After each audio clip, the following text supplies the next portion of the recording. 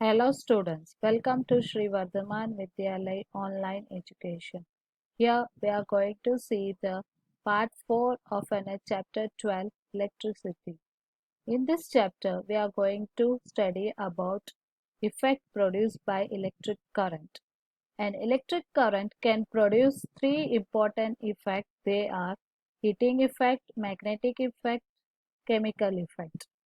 So in this chapter, we are going to study about heating effect.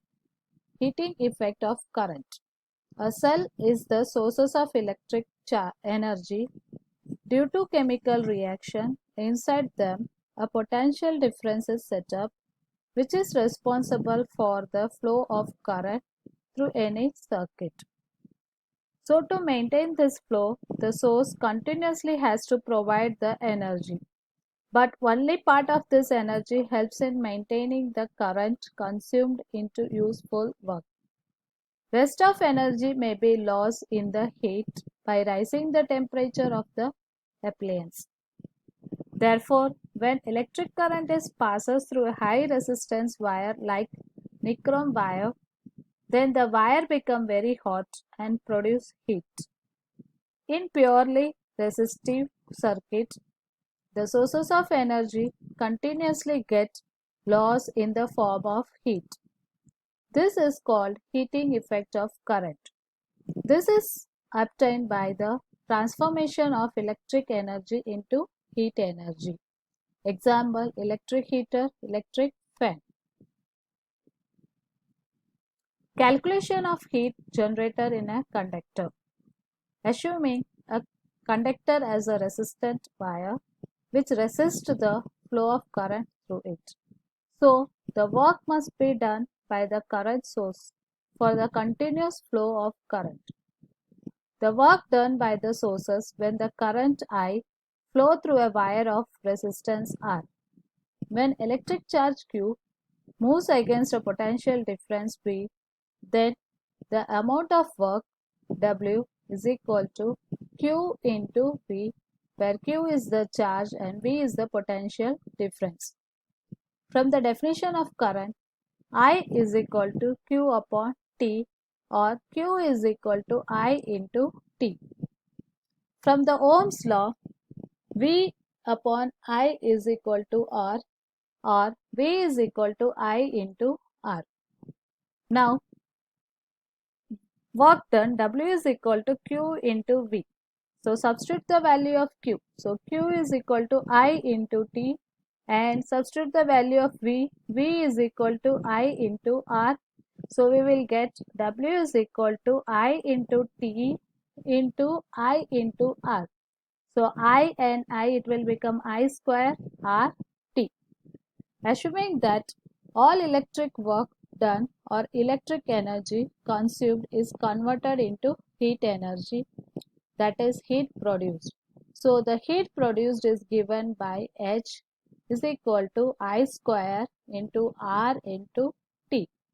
Thus it is known as Joule's law of heating. This law impels that heat produced in a resistor is directly proportional to the square of current for a given resistant, directly proportional to the resistance for a given current. So H is a heat produced, that is directly proportional to the square of current, that is I square, and directly proportional to the resistance, that is R, and directly proportional to the time for which the current flow through the resistor, that is I. Practical application of heating effect of electric current. Although heating effect of electric current cause undesirable loss of electric energy, still there are some useful application of it. Some of them given below. First, electric bulb. So, electric bulb has a filament made up of tungsten. So, the property of tungsten is it is a strong metal with a high melting point such as 3380 degrees Celsius.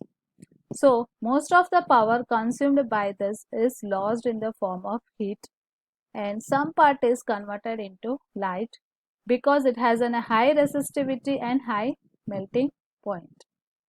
Filament is thermally isolated and the bulb is filled with chemically inactive nitrogen and oxygen gas to prolong the life of filament. Electric fuse. It is used as a safety device in household circuits. It protects the circuit by stopping the flow of any unduly high electric current. It is connected in series with main supply. It consists of an alloy of lead and tin which has appropriate melting point. When the current flowing through the circuit exceeds the safety limit, the temperature of the fuse wire increases and the fuse wire melt and break the circuit. So this helps to protect the other circuit element from damage by the heavy current.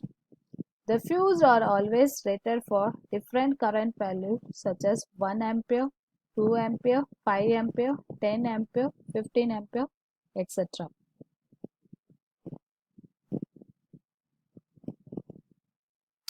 Next is an electric power. It is defined as the amount of electric charge consumed in a circuit per unit time. If W be the amount of electric charge consumed in a circuit in T seconds, then the electric power is given by P is equal to W upon T. W is the work done and T is the time and P is the power.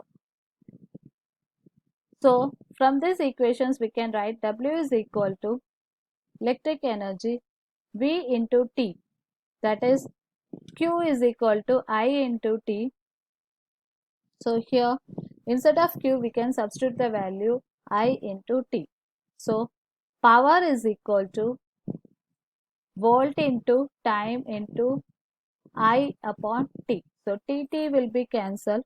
So power is equal to volt into current. Now according to the Ohm's law, V is equal to I into R. Put the value of V in this equation, that is P is equal to V into I.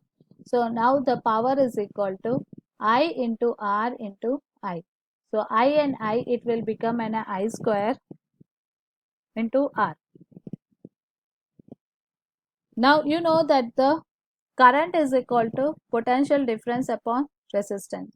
So put the value of a current in this one so that it will become an V square upon R square into R.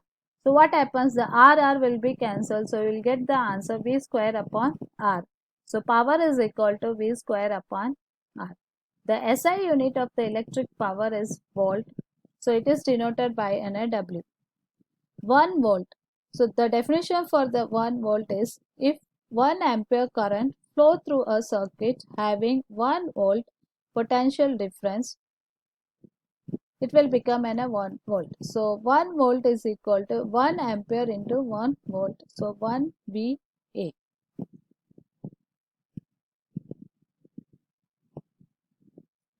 The bigger unit of the power are as given below. 1 kilovolt. So kilovolt is represented by the letter kW, megavolt is represented by MW and giga is GW. So 1 kilovolt is equal to 10 to the power 3 volt. 1 megavolt is equal to 10 to the power 6 volt and 1 gigavolt is equal to 10 to the power 9 volt. So these are the bigger unit of the power. Practical unit of the power is horsepower. So 1 horsepower is equal to 746 volt. Commercial unit of electric energy is an 1 kilovolt hour. So 1 kilovolt hour can be converted into a joule. So 1 kilovolt is equal to how many volt? That is 10 to the power 3 volt. And hours is converted into a second. So that is 60 into 60, that is 3600. So now the 1 kilovolt is equal to 100 volt hour, sorry 1000 volt hour. So 1000 into hour is changing into second, so it is an 3600. Now when you multiply this, so what it will become? 3.6 into 10 to the power 6 volt second. So you know that is an 1 volt is second is equal to what? Joule. So that is equal to 3.6 into 10 to the power 6 joule. So this is the commercial unit of electric energy. The number of the unit consumed by the electric appliance is volt into hour upon 1000. Now we can see some difference between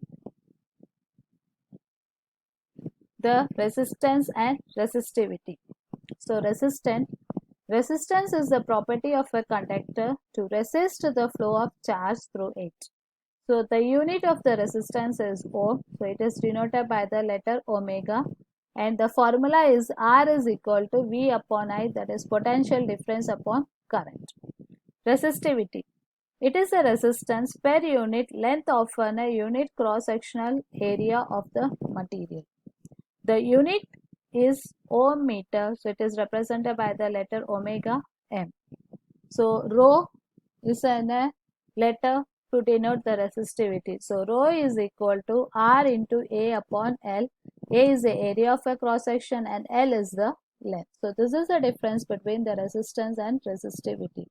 Next, the difference between the resistance in series and resistance in parallel.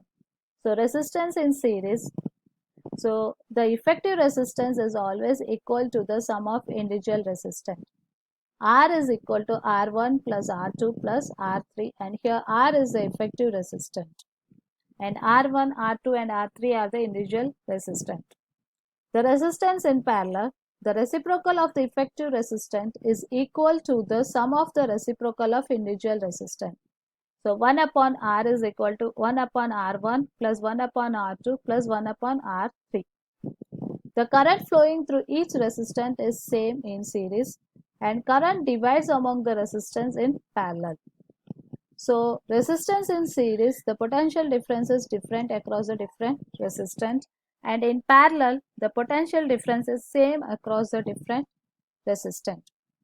Equivalent resistant is high, equivalent resistant is less in parallel. Difference between the ammeter and voltmeter. Ammeter, it measures the electric current in the circuit. Voltmeter, it measures the potential difference between the 2 points in a circuit. It connected in the series in the circuit, and voltmeter is connected in parallel across the 2 points in the circuit. Ammeter, it has a low resistance device, and voltmeter, it has a high resistance device.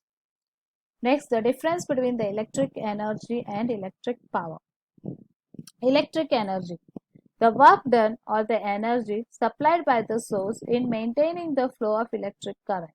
It appears in the form of heat and given by H is equal to VIT, that is also equal to V square T upon R, that is equal to I square R T. Electric power, the time rate at which the electric energy is consumed or lost by the electric device. It is given by P is equal to VI, that is equal to V square upon R, that is equal to I square R. Electric energy is equal to the power product of power and time. So E is equal to power into time, and electric power is equal to the rate of doing work by the energy. So P is equal to work done upon T. So the SI unit is joule. So 1 joule is equal to 1 volt into 1 second. So the unit of the power is the volt and time is the second. So 1 joule is equal to 1 volt into 1 second. It unit is volt. So 1 volt is equal to 1 joule per second. That is work done is in a joule and time is in a second. So 1 volt is equal to 1 joule second inverse 1. Hope you have understood all this. Thank you. We will see in the next session.